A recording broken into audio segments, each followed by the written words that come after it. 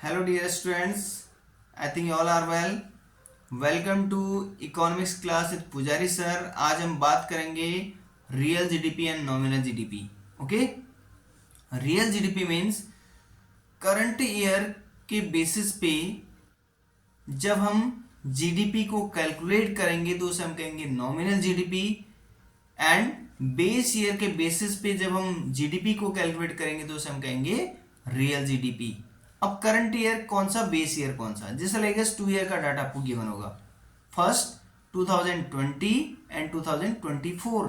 2020 means base year, 2024 means current year. Clear. Real GDP means अगर हम base year को use करके data को कैलकुलेट करेंगे तो this is called real GDP. अगर हम करंट ईयर के डाटा को यूज करके डाटा कैलकुलेट करेंगे तो this is called nominal GDP. मैं आपको इसका सॉल्यूशन दे रहा हूं एक एग्जांपल के साथ. So please continue with the economic class with Pujari sir. Please like, subscribe and comment the channel. Yes, देखो बेटा, नॉमिनल जीडीपी में क्या यूज होता है, करंट ईयर प्राइस. ध्यान रखना अच्छे से. गुड्स और सर्विसेज को जब हम मार्केट प्राइस पे सेल करते हैं तो यूज़ करते हैं करंट ईयर प्राइस. अब यहाँ हम 2 ईयर का यूज़ कर रहे हैं, 2011-12 एंड 2020-21-22. अब देखो इसमें कंडीशन क्या आती है. अगर हम कमोडिटीज़ को ले रहे हैं, व्हीट और क्लोथ, मैंने 2 आइटम ऐसे ले लिए कि जिनको मेजर हम दूसरे तरीके से करते हैं. एक को टन में करते हैं, एक को मीटर में करते हैं. ठीक है. अब देखो दोनों की प्राइस क्या है. व्हीट की जो पर टन प्राइस है 100 रुपीज़ पर टन, और क्लोथ की जो प्राइस है 5 रुपीज़ पर मीटर. अब देखो दोनों की अलग अलग ईयर में क्या क्या नॉमिनल जीडीपी बनेगी. देखो करंट ईयर का यूज होता है तो करंट ईयर 2021-22, 20 टन मल्टीप्लाई 100 तो कितना हो गया 2000. ठीक है, सिंपल है.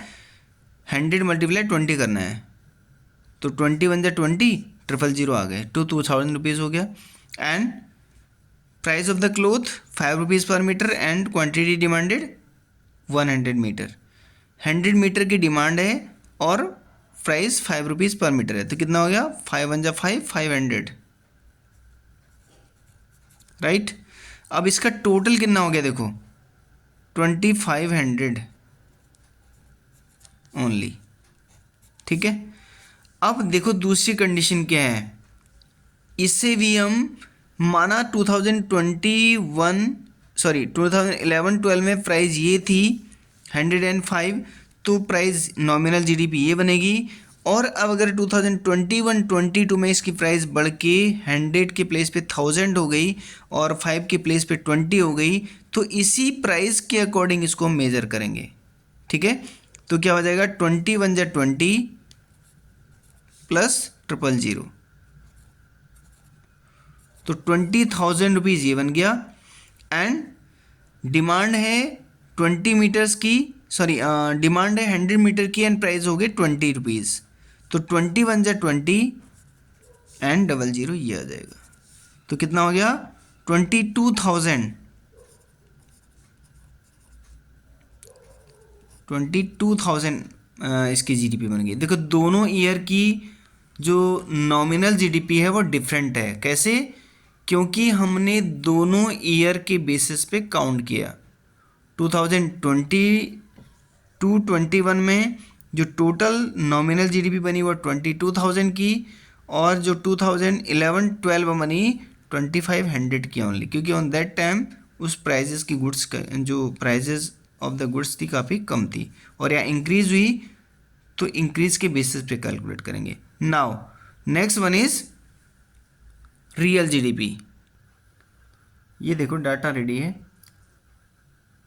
ईयर 2011 एंड 12 प्रोडक्ट हमने सेम यूज़ किए हैं रियल जीडीपी के लिए भी जैसे नॉमिनल जीडीपी के लिए आया था. व्हीट एंड क्लोथ दोनों ईयर में जो क्वांटिटी डिमांडेड है वो चेंज हो रही है. 2011-12 में जो डिमांड थी वो 20 टन की थी और यहाँ पे 30 टन हो गई. क्लोथ की जो डिमांड थी 100 मीटर की थी अब 200 मीटर हो गई. But price is same. अब देखो इसी बात का ध्यान रखना कि दोनों में डिफरेंस है प्राइजेस का। नॉमिनल जीडीपी में करंट ईयर की प्राइस का यूज़ किया जाता है और रियल जीडीपी में बेस ईयर की प्राइस का यूज़ किया जाता है। सेम हो रहा है ना। अब देन क्या हो रहा है देखो, 20 टन्स की डिमांड है एंड प्राइस इज 100, तो कितना हो गया, 20 वन जा 20 and 00 2000 rupees real GDP. And cloth 100 metre and price is 5 rupees per metre, तो 500 रुपीज़। ठीक है, और टोटल कितना बन गया, 2500 रियल जीडीपी।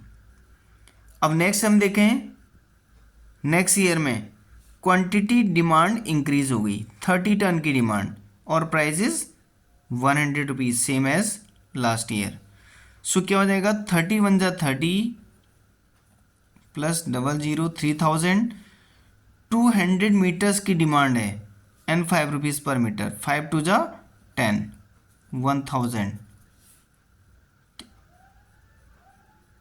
ठीक है, 1000 रुपीज़ आए क्लोथ से एंड वीट से आए 3000, तो टोटल आपका हो गया 4000।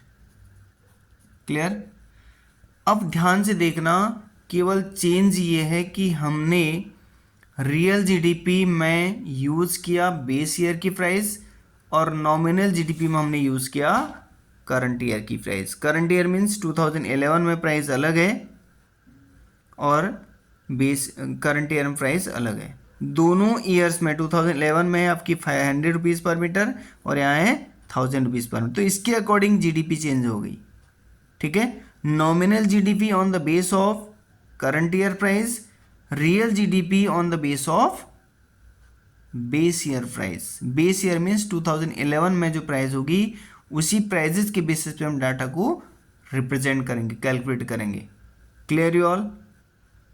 अच्छे से समझ लेना, नॉमिनल जीडीपी में करंट ईयर की प्राइस के बेसिस पे मार्केट प्राइस को सेटअप किया जाता है और नॉमिनल जीडीपी कैलकुलेट की जाती है, और बेस ईयर में केवल बेस ईयर का डाटा यूज़ किया जाता है और उसी बेस ईयर के बेसिस पे हम क्या करते हैं, जीडीपी को कैलकुलेट करते हैं, तो this is called base year, real GDP. Okay, thank you for watching and please like and subscribe my channel and share with your friend. अपने फ्रेंड्स को भी शेयर करना जिससे कि उन्हें भी थोड़ा सा बेनिफिट मिले और मेरे भी चैनल के सब्सक्राइबर बढ़ें और व्यूअर बढ़ें। Okay, thank you so much, take care, god bless you.